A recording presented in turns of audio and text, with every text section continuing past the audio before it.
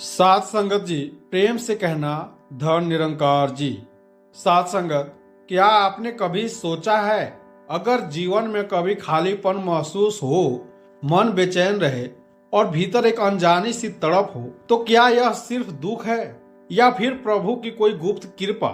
आज का यह विचार आपकी सोच को एक नई दिशा देगा। सात संगत, जैसे बादल यूं ही नहीं आते, वे अपने साथ बरसात का संदेश लाते हैं, वैसे ही जीवन में आने वाला वियोग कोई साधारण अवस्था नहीं होती। निरंकारी दृष्टि से देखे तो वियोग का अर्थ केवल बिछड़ना या दुखी होना नहीं है। वियोग का अवस्था है जब आत्मा प्रभु को याद करने लगती है, जब मन संसार की भीड़ में रह कर भी अकेलापन महसूस करता है। यह पीड़ा दरअसल प्रभु की दया की पहली दस्तक होती है। साथ संगत, अगर आत्मा पूरी तरह संसार में उलझी रहे तो उसे प्रभु की जरूरत महसूस नहीं होती, लेकिन जब जीवन में कुछ अधूरा सा लगने लगता है, मन शांति नहीं पाता, तो वहीं से वियोग जन्म लेता है। यह वियोग प्रभु की बेरुखी नहीं, बल्कि प्रभु की रहमत की शुरुआत है।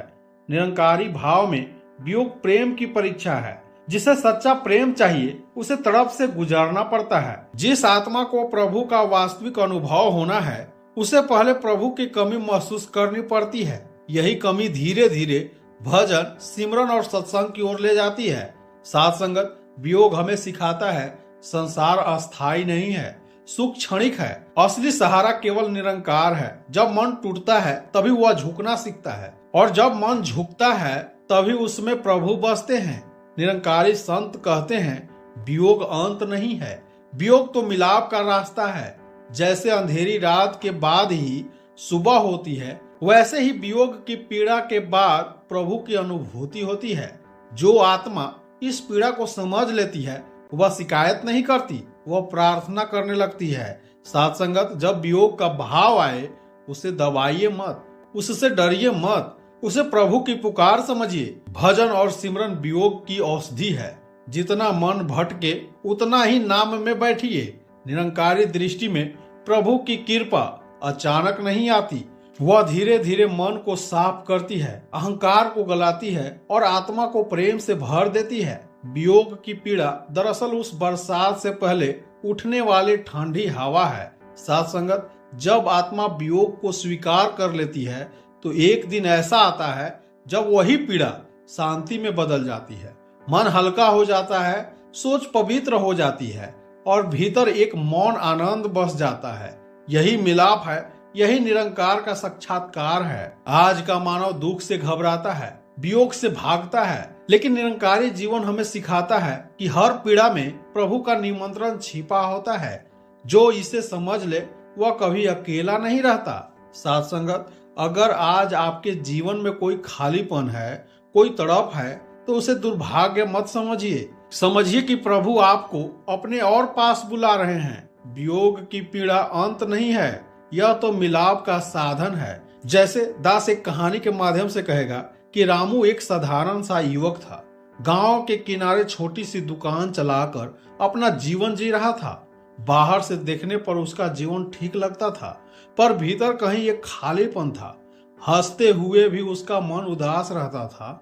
उसे समझ नहीं आता था कि जब जीवन में कोई बड़ी कमी नहीं है, तो फिर यह बेचैनी क्यों। हर सुबह वह दुकान खोलता, लोगों से बातें करता, लेकिन शाम होते होते उसका मन भारी हो जाता। कभी कभी वह अकेले बैठकर सोचता, सब कुछ होते हुए भी मन क्यों नहीं भरता। इस प्रश्न का उत्तर उसके पास नहीं था। एक दिन गांव में सत्संग का आयोजन हुआ। रामू यूं ही चला गया, न कोई विशेष इच्छा थी, न कोई उम्मीद। सत्संग में महापुरुष ने कहा, जब आत्मा प्रभु से दूर होती है, तब वियोग की पीड़ा जन्म लेती है। यह पीड़ा प्रभु की कृपा की पहली सीढ़ी होती है। ये शब्द रामू के दिल में उतर गए। उसे लगा जैसे कोई उसके मन की बात कह रहा हो। वह पहली बार समझ पाया कि उसकी बेचैनी किसी दुख की वजह से नहीं, बल्कि किसी कमी की वजह से है, प्रभु की कमी।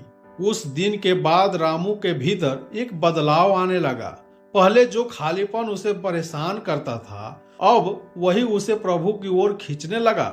वह रोज थोड़ी देर चुपचाप बैठने लगा। न कोई विशेष विधि, न कोई कठिन साधना, बस शांत होकर निरंकार को याद करना। कभी कभी मन बहुत बेचैन हो जाता, वह सोचता, अगर प्रभु सब जगह है तो मुझे शांति क्यों नहीं मिलती।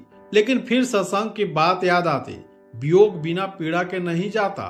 धीरे धीरे रामू ने यह समझ लिया कि यह पीड़ा सजा नहीं है बल्कि बुलावा है। वह अब शिकायत नहीं करता था। जो भी मन में प्रश्न उठता वह प्रभु के सामने रख देता। उसकी प्रार्थना में शब्द कम और भाव अधिक होने लगे। एक शाम वह दुकान बंद करके तालाब के किनारे बैठा था। सूरज डूब रहा था, हवा हल्की हल्की चल रही थी। अचानक उसके मन में एक अजीब सी शांति उतर आई। कोई आवाज नहीं, कोई विचार नहीं, बस एक सुकून। उस पल उसे लगा जैसे वह अकेला नहीं, कोई है जो हर समय उसके साथ था। बस उसने पहचानने में देर कर दी थी। उसकी आंखों से आंसू बहने लगे, लेकिन ये आंसू दुख के नहीं थे। ये आंसू उस वियोग के थे जो अब मिलाप में बदल रहा था। अब रामू वही व्यक्ति नहीं रहा था। दुकान वही थी, गांव वही था, लेकिन उसकी दृष्टि बदल चुकी थी। जो पहले दूसरों से उम्मीद रखता था, अब वह हर बात में प्रभु की रजा देखने लगा। अगर कोई ग्राहक नाराज हो जाता तो वह विचलित नहीं होता। अगर नुकसान होता तो वह टूटता नहीं, क्योंकि अब उसे पता था कि उसका असली सहारा कोई इंसान नहीं बल्कि निरंकार है। रामू समझ गया था कि वियोग का पीड़ा उसे तोड़ने नहीं आई थी बल्कि उसे जोड़ने आई थी, प्रभु से, स्वयं से और जीवन के सत्य से। साथ संगत, संतों ने हमेशा कहा है, गुरु कोई निगरानी करने वाला नहीं होता, गुरु तो करुणा का सागर होता है। निरंकारी मार्ग में गुरु हमसे दिखावे की भक्ति नहीं चाहता। उसे न ऊंची आवाज में भजन चाहिए, न लंबी लंबी बातें, उसे चाहिए दिल का जुड़ाव। जब कोई जीव इस प्रभु को जान लेता है तो वह सिर्फ एक शब्द नहीं पाता, वह एक रिश्ता पाता है निरंकार से और गुरु से। यह रिश्ता कागज पर लिखा हुआ नहीं होता, यह तो आत्मा पर अंकित होता है। अब प्रश्न उठता है, अगर कोई सिमरन न करे तो गुरु को कैसे पता चलता है? असल में गुरु हमारी क्रिया नहीं, हमारी स्थिति देखते हैं। जैसे माँ अपने बच्चे को भीड़ में भी पहचान लेती है, वैसे ही गुरु अपने भक्त की अवस्था बिना बोले समझ लेते हैं। जब कोई सिमरन करता है तो उसके विचार शांत होते हैं, उसके व्यवहार में मिठास आती है, उसकी आंखों में विनम्रता झलकती है। और जब सिमरन छूट जाता है तो मन अशांत हो जाता है, छोटी छोटी बातों में गुस्सा आने लगता है, मन शिकायतों से भर जाता है। यही संकेत होते हैं जिनसे गुरु समझ जाते हैं कि कहीं न कहीं जुड़ाव ढीला पड़ रहा है। लेकिन ध्यान रखना, यह गुरु की नाराजगी नहीं होती, यह गुरु की पीड़ा होती है। गुरु कभी दंड नहीं देता, वह तो दर्द महसूस करता है। जब कोई जीव सिमरन छोड़ देता है तो गुरु सोचते हैं, कहीं यह थक तो नहीं गया, कहीं इसे सहारे की जरूरत तो नहीं। निरंकारी गुरु कभी हिसाब नहीं रखता, वह तो हाल चाल रखता है। गुरु की करुणा शब्दों में नहीं आती, वह अनुभूति में आती है। एक सच्चा सतगुरु हमसे यह नहीं पूछता कि तुमने कितना सिमरन किया, वह तो यह देखता है कि तुम्हारा मन कहाँ था। अगर मन निरंकार में है तो भले सिमरन कम हो, वह स्वीकार है। और अगर मन अहंकार में है तो भले होठों से नाम लिया जाए, वह अधूरा है। निरंकारी मार्ग डर का मार्ग नहीं है, यह प्रेम का मार्ग है। यहाँ सतगुरु यह नहीं कहते अगर नहीं करोगे तो सजा मिलेगी।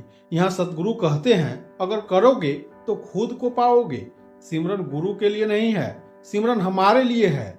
गुरु तो पहले से ही हमसे जुड़ा हुआ है, हमें जुड़ना है निरंकार से। जब हम सिमरन करते हैं तो हम अपने मन को ठहरा देते हैं, अपने विचारों को शुद्ध करते हैं, और यही शुद्धता हमारे जीवन में शांति लाती है। गुरु की सबसे बड़ी शिक्षा यही है, खुद से सच्चे बनो। अगर आज मन नहीं लग रहा तो दिखावा मत करो, बस चुपचाप निरंकार को याद कर लो। गुरु को यह दिखावा नहीं चाहिए, उसे यह सच्चाई चाहिए। याद रखना साथ संगत, गुरु हमसे दूर नहीं होते, हम कभी कभी अपने मन से दूर हो जाते हैं। सिमरन कोई बोझ नहीं, यह तो सहारा है। और सतगुरु कोई जज नहीं, वह तो करुणा की मूर्ति है।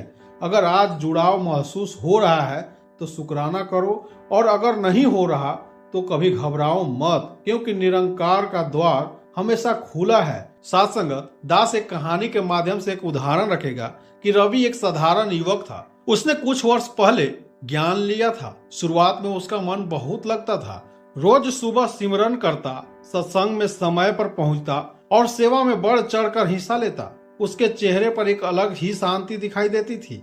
समय बीतता गया, जीवन की जिम्मेदारियां बढ़ी, काम का दबाव, घर की परेशानियां और मन की उलझनें धीरे धीरे उसके भीतर घर करने लगी। अब रवि सोचने लगा, आज नहीं कर पाया तो क्या हो जाएगा। यही सोच कल बनी और कल धीरे धीरे आदत, सिमरन छूटने लगा, सत्संग कभी कभी होने लगा और रवि को खुद भी पता नहीं चला कि उसका मन निरंकार से दूर होने लगा।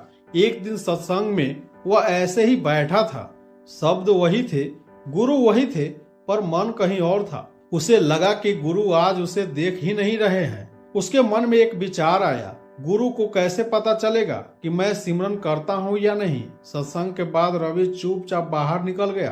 रास्ते में उसकी मुलाकात एक बुजुर्ग सेवादारी से हुई। उसके चेहरे पर अपार शांति थी।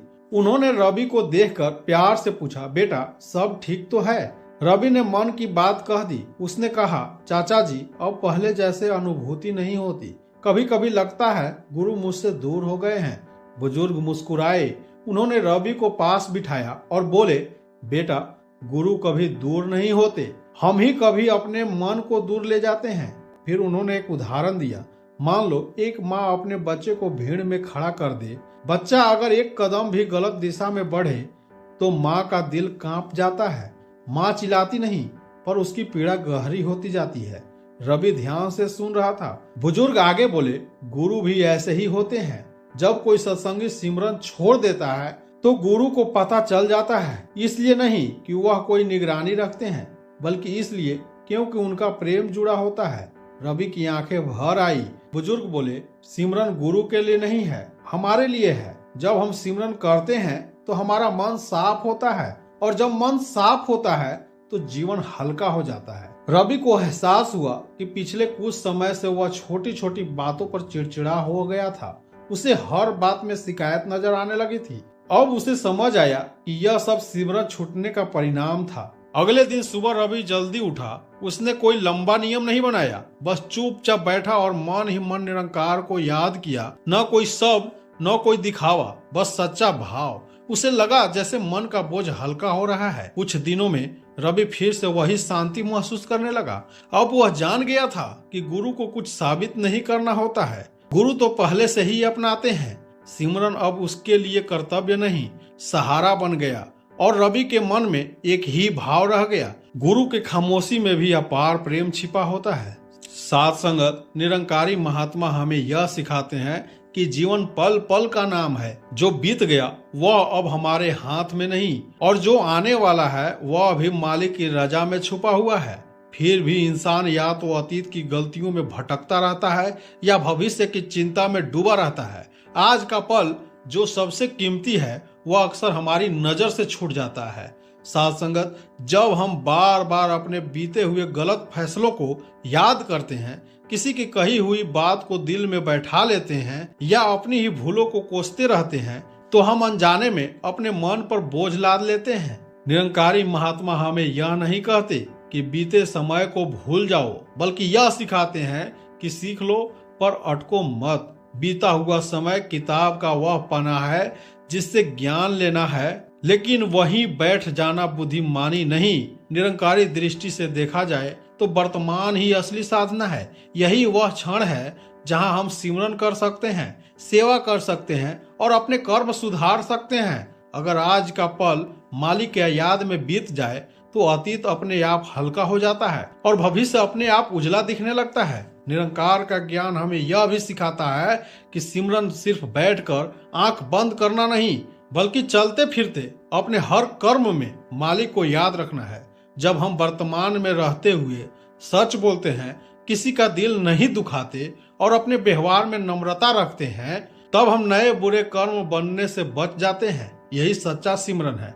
अधिकतर चिंता इसलिए होती है क्योंकि हम भविष्य को अपने बस में समझ लेते हैं। निरंकारी ज्ञान कहता है, कर्तव्य तुम्हारा, परिणाम मालिक का। जब यह बात मन में बैठ जाती है तो चिंता अपने आप कम होने लगती है। हम मेहनत करते हैं पर घबराते नहीं। जब इंसान हर परिस्थिति में मालिक के रजा को स्वीकार कर लेता है तो उसे शिकायत की जगह शुक्राना आता है। दुख आए तो भी वह टूटता नहीं और सुख आए तो अहंकार नहीं करता। यह संतुलन तभी आता है जब हम आज के पल को निरंकार को समर्पित कर देते हैं। निरंकारी जीवन कोई बोझिल साधना नहीं, बल्कि जीवन को हल्का बनाने का रास्ता है।